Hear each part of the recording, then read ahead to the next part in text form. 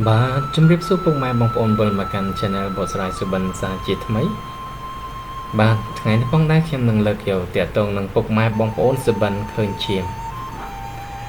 បាទប្រសិនបើជាពុកម៉ែបងប្អូនសុបិនឃើញឈាមហូរចេញពីរាងកាយរបស់ខ្លួនឯងទំនីទាយនៅក្នុងសុបិនដូចនេះថាពុកម៉ែបងប្អូននឹងទទួលបានលាភសំណាងហើយនឹងអស់គ្រោះនឹងទទួលបានដំណឹងល្អពីផ្លូវឆ្ងាយ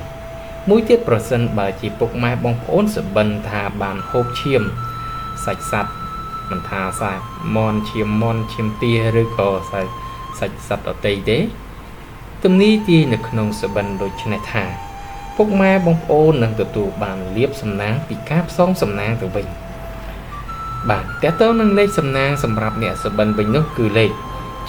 76 78លេខ275លេខ378និងលេខ786បាទតើតើនឹងពុកម៉ែបងប្អូនសុបិនឃើញឈាមគឺមានអត្ថន័យល្អសម្រាប់អ្នកសុបិន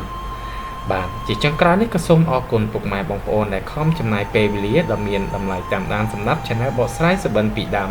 រហូតដល់ចប់ជាចុងក្រោយក៏សូមជូនពរពុកម៉ែបងប្អូនជួបតែសំណាងល្អគ្រប់គ្នាសូមអរគុណ